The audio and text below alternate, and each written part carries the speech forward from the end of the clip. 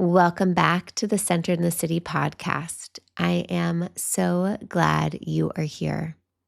I'm your host, Wade Brill, and today we have a really special guest and insightful conversation. Dr. Yoko Kawai joins us on the podcast to talk about how we can think about our physical space as a really insightful place to enhance our well-being. Yoko is a Yale School of Architecture lecturer, and she focuses on fostering mindfulness through spatial interventions. She's a pioneer who likes to think about space for well-being in workplaces, blending evidence-based strategies with Japanese spatial concepts rooted in human-centric perspectives. You can learn more about Yoko and her full bio in the show notes of this episode.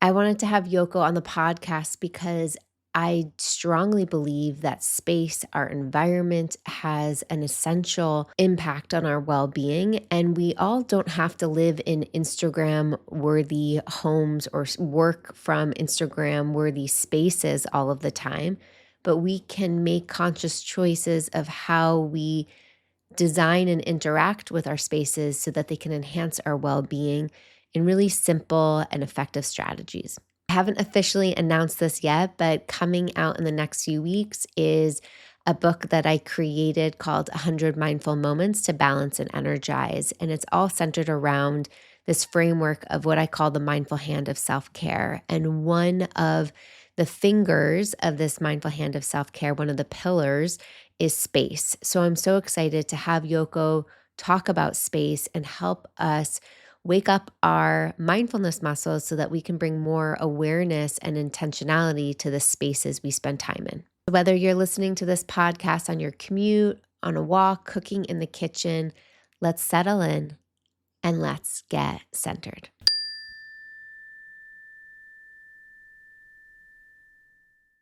Yoko, welcome to the Centered in the City podcast. Thank you for having me, Wade. It's my pleasure. I'd love to begin by hearing what are some of your favorite centering practices? So, what do you like to do that brings you back to your center, whatever that means to you? When I feel that I'm not centered, I usually try to look outside if I have any access to the window. The, if it is the daytime, like it is now, I look out and see just the sky and the cloud. If it is at night, and even if I don't see anything, I try to look out. That somehow center me. So that's my favorite way of doing it. Don't have it. I just touch my thumb and the index finger.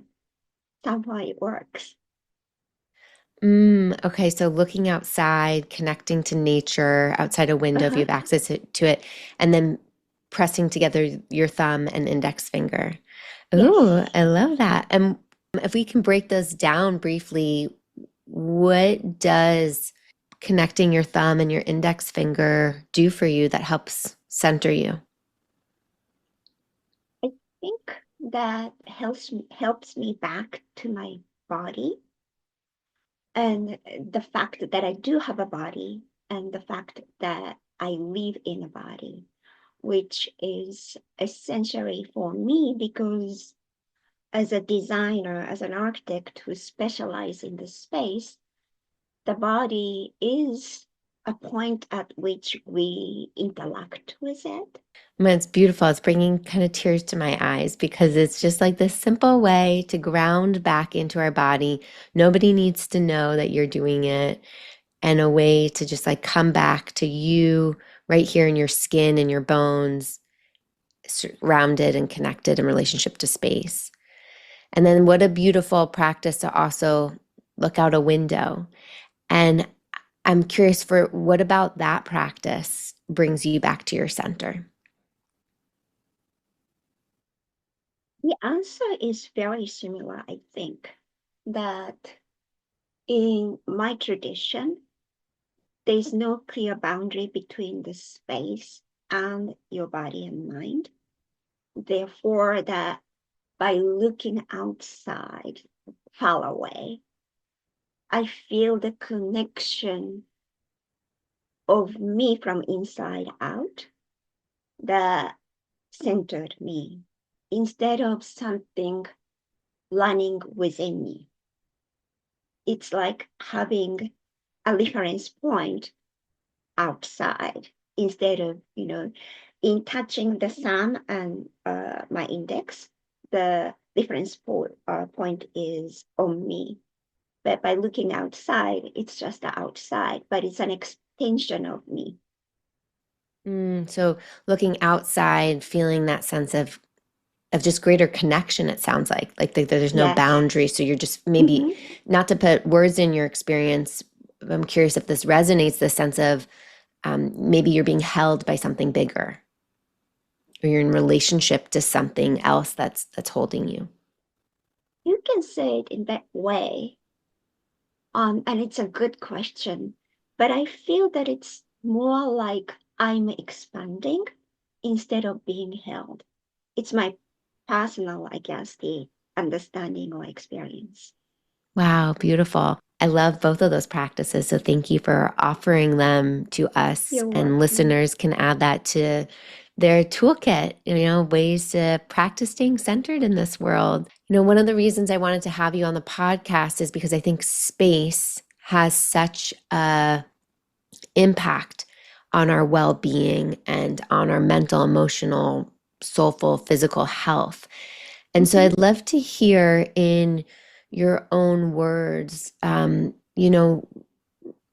does our space impact our well being, whether it's our workspace, our personal spaces? I think I'd like to step back a little to the idea of different tools that we have for the well-being. And we have many tools, right? Like taking, care of what we eat, um, taking the time to rest. And if it is in the organizational setting that your company take care of maybe the benefit, health insurance, so many tools that people have. But I think that the space, especially the workspace, although that I think and I believe that it's very beneficial tool for our well-being is overlooked.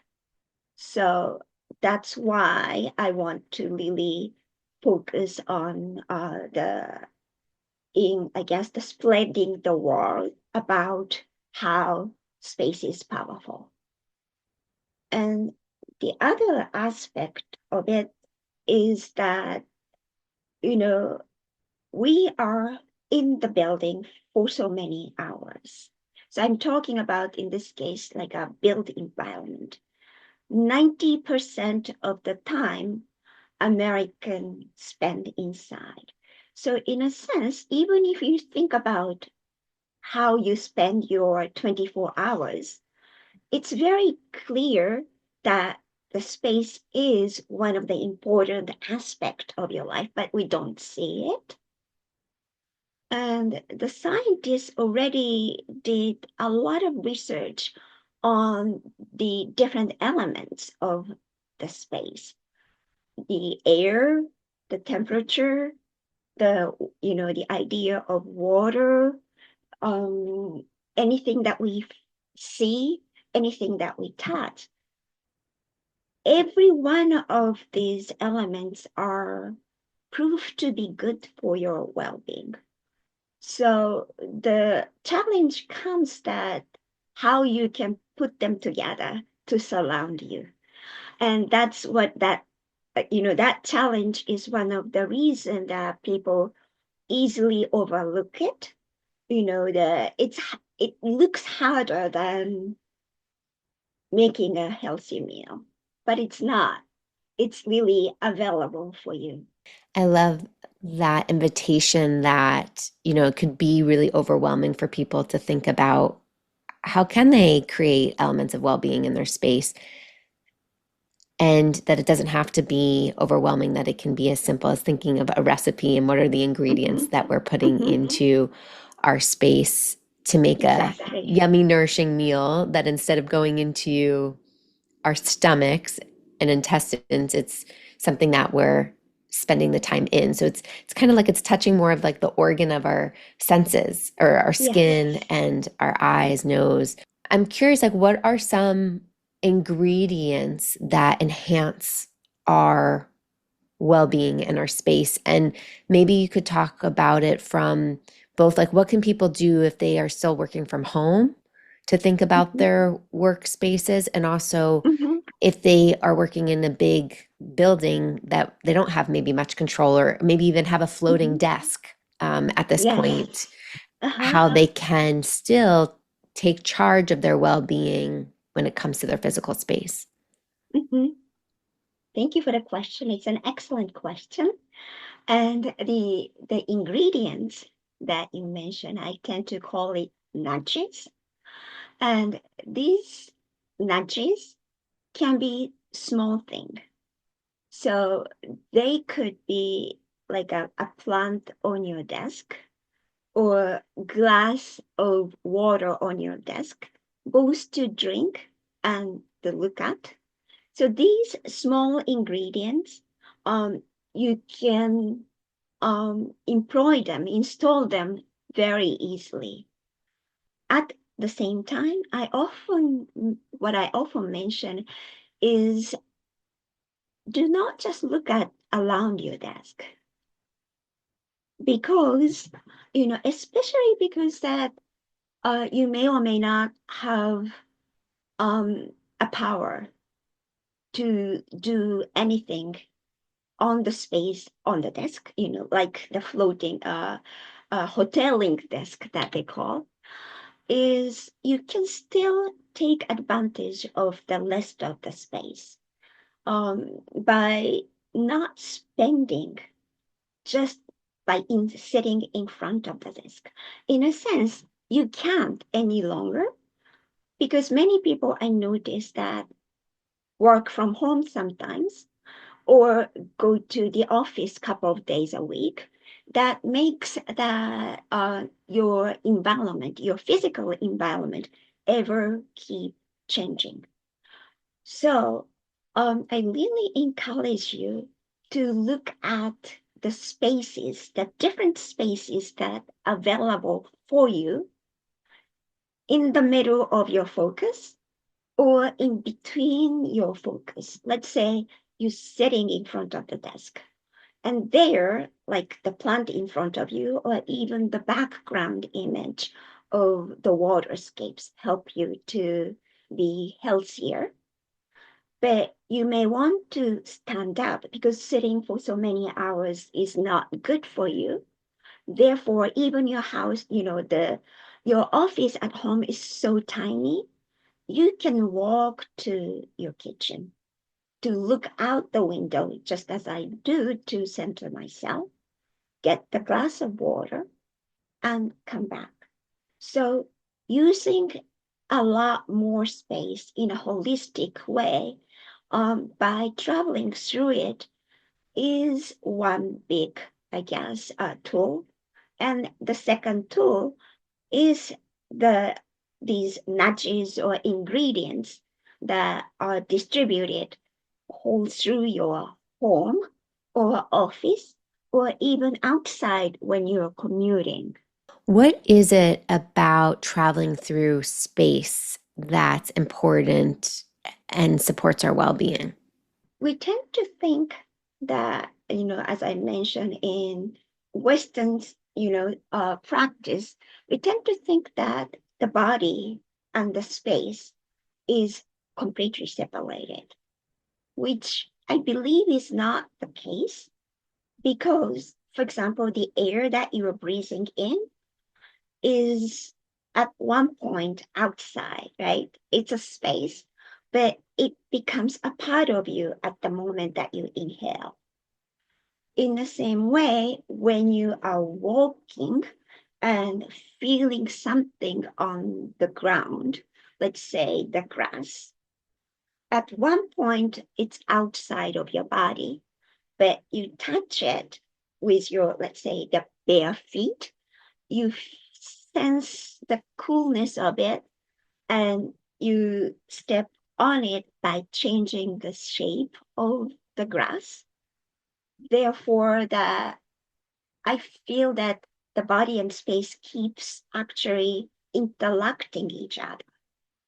And by understanding the space that way, um, you are taking advantage of the space better than just looking at it as a separate object. And when we think about walk, like you mentioned this earlier, that we're in this part of our culture where, people are working from home 2 days a week, in the office 3 days a week. Maybe some people are full time back at in the office or back at home.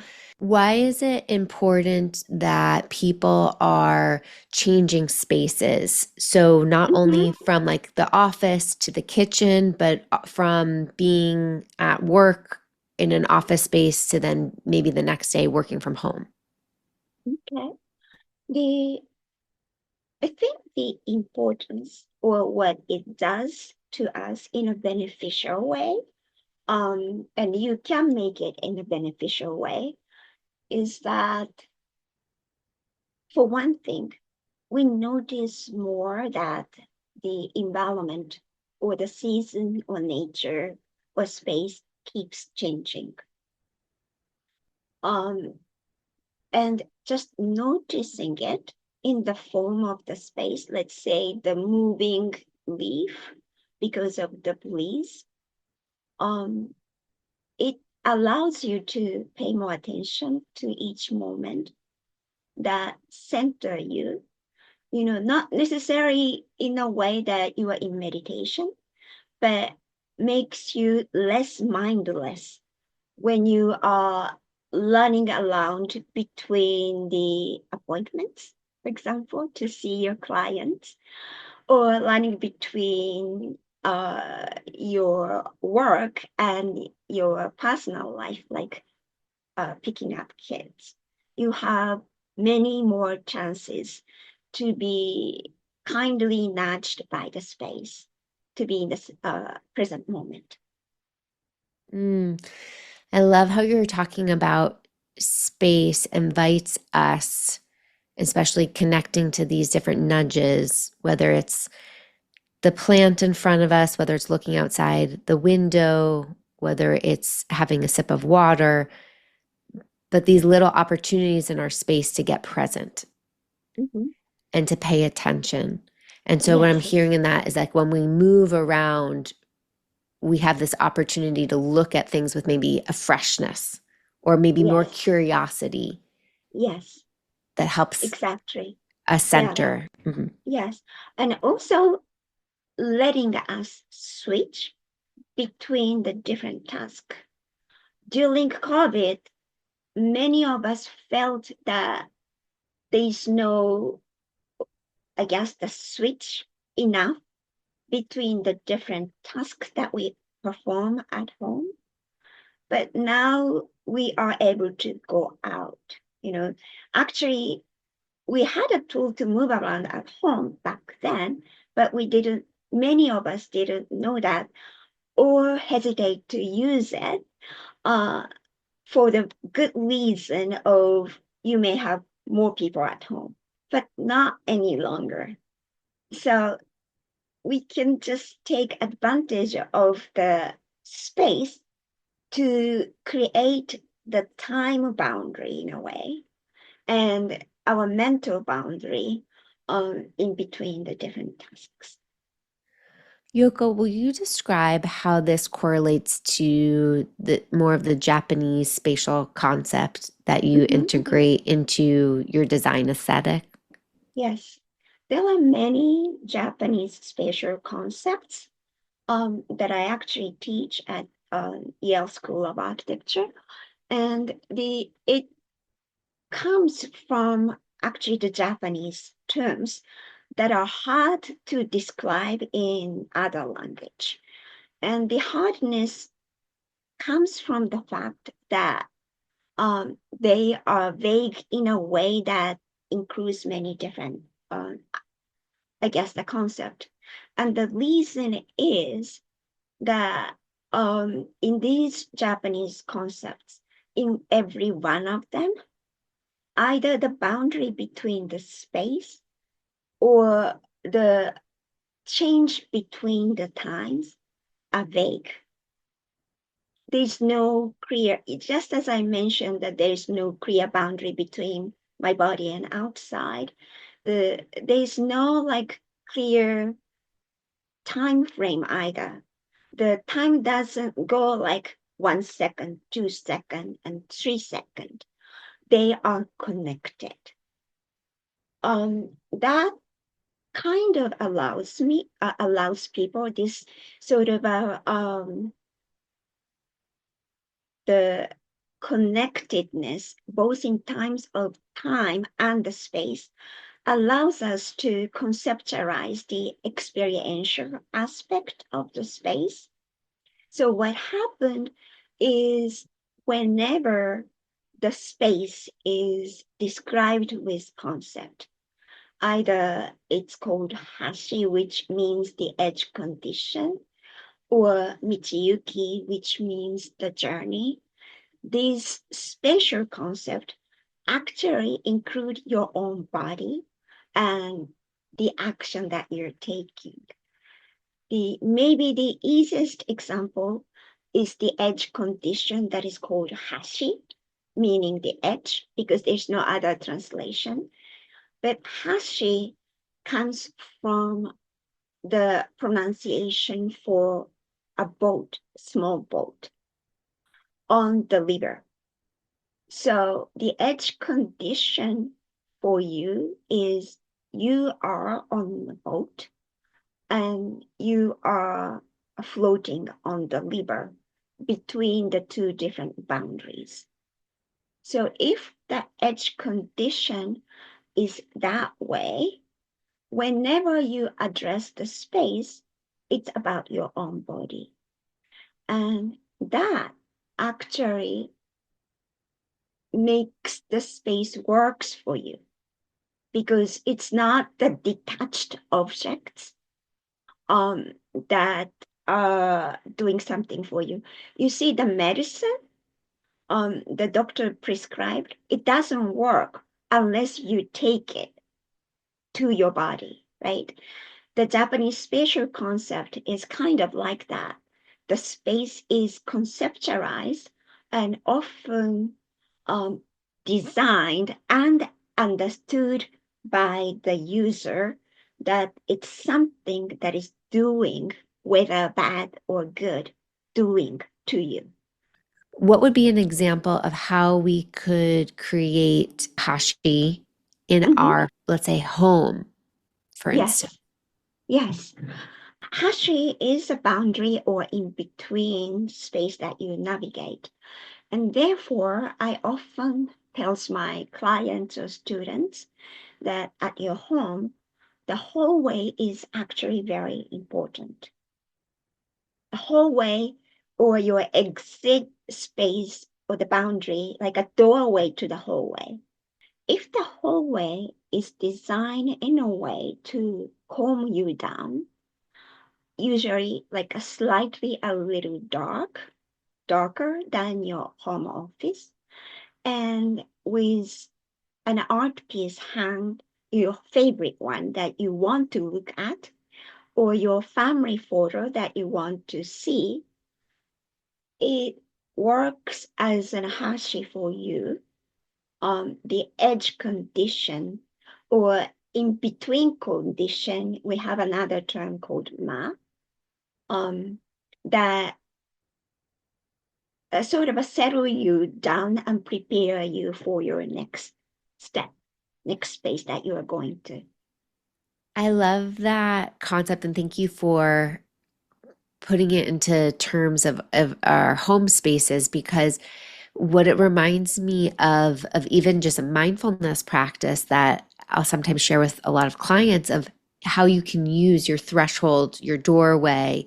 So I love it, even like a hallway space from one room to the next, these Mhm. transition spaces as a moment to pause and recenter. Yes, And exactly. how we can do it mindlessly or on autopilot where we're like holding our phone as we leave one room, looking at our phone, scrolling as we leave another room, and we're just then continuing this mindless action. But if we bring our presence and awareness to these transition spaces, how Mm-hmm. we can even use those in micro moments, like this gets to be what I call mindful moment, like this little 20-second, 10-second, whatever it is, but moment to just, oh, maybe feel your heart as you look at these family photos in the hallway, or Yes. take that moment to just breathe as you Mm-hmm. notice maybe the light being darker to being more bright as you enter the next room. Like, so Yes.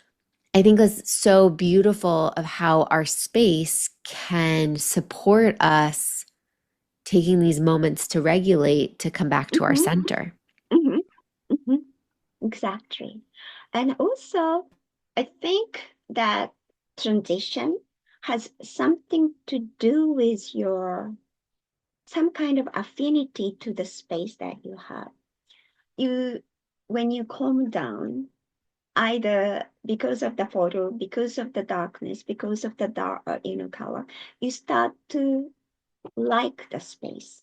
You start to be happy to be in the space that um, encourage you to move from one place to the other. So, in a sense, it's interesting that within your home or office or the city that you're moving around, the transition places, the journey that you're making are the center of your life, not the time that you're spending in front of the desk or having a meeting. In that way, you have many more chances, allowing the space to help you better. So you're holistically taking into account the whole space, like our whole body, Mm-hmm. instead of it just being, oh, we need to make your desk or your office really well-being centric or your bedroom well-being centric, but really thinking about this like holistic kind of airflow that moves you Yes. throughout your whole space. Uh-huh. Exactly. Yoko, are there any other suggestions, like tangible suggestions that you could offer listeners of what they could do to bring some more of these Japanese spatial concepts into their space without necessarily hiring a designer or having to renovate their home? But like Mm-hmm. what can we do besides just putting a plant on our desk or having a glass of water near us to enhance how we use our space? I always suggest to start by really observing the space that's surrounding you because most of the time, we feel that we are looking at the space, but we don't. There are many windows. You may have many windows in at your home that has different views, but if you don't observe it and make a note of it, it's same as non-existent, right? And there may be already favorite spots in the family room that you like to sit down. But you're doing it without thinking about it. So I suggest to observe and identify the existing these ingredients and nudges first before you start installing the new one. Installing the new one is wonderful, but by observing it, you have more holistic view. So, what should people look for to notice they have these nudges around them? What are Okay. some other, or said in a different way, what are some other nudges that people can notice Mm-hmm, in mm-hmm. their spaces? We already talked about the plants, right? But this nature does not have to be alive in a way we usually understand. So natural materials better than the man-made materials. When we see the pattern of wood or the smell, it's wooden, the smell, it works for you. It reminds you that, you're surrounded with nature, you inhale better. So the wood is one thing, and the art is another. But again, the art can include the natural materials, natural views of waterscapes or scapes, something that are your favorite. And also the colors of your rooms, the different rooms, the to focus, like sitting desk and doing the data input, you better to be in the room with the cooler colors, like a blue and green. But if you want to energize yourself to come up with a new idea, you want to be in more colorful room. So that helps you to identify, let's say, start looking at the color of your room. Start looking at what kind of materials. Are they wooden furniture or even like the fabric with the natural patterns? And also, um, actually, the light is important. Those are the things, that we tend to think is a brighter is better, which is not. Um, because light does many different things, including the, you know, the accurate, you need it for the bright look of the table, the desk, but it does help you to notice the time of the day. And also, um, it offers you a different mood, the darkness and brightness. So many things to identify, and there's so many different information out there for everybody to reach out. I love that invitation for us to connect to our senses and how we're just invoking our senses within our space without even doing anything. So just notice like, what are the colors of my walls? How does that make me feel in my body? And then noticing textures and smells. Um, what's the light? Like all of those things, how they holistically will affect Mhm. my well-being. Thank you, Yoko, so much for sharing your insights and wisdom. Where can people learn more about you and stay connected? Thank you for asking that. They can visit my website, which is miraiworkspace.com, where I have many different articles on this topic, Japanese one, as well as about the scientific evidence. And they can also use the materials and resources at International Well Building Institute, IWBI, which has the certification system for the space for well-being, both workspaces and home. Amazing. What a cool resource to check out. Thank you so much for being here. You're welcome. It was a pleasure to be here. Thank you. Thanks so much for listening to this episode of the Centered in the City podcast. I hope that as you listened, your senses woke up and started to get a little bit more curious about how your body feels within your space. And maybe taking up the invitation that Yoko offered us to get curious about our space, start to explore the colors, the textures, the light, the smells, the senses that come alive, and what feels nourishing and what doesn't. I think it's a really powerful concept to just even hold that our body isn't separate from our space, that it is one with our space. And so we get to be even more intentional about what we put in it, what we put around it, because it does seep into our pores. on some level, it does affect our mental health and well-being. You can join Yoko and I on LinkedIn to continue the conversation. You can reach out to me on Instagram to let me know your takeaways or the things that you're paying attention to in your space. I also welcome you to share this episode with somebody in your community who you know would be interested to learn more about how our space affects and interacts with our well-being. Thank you for being here as always. And until next time, stay centered.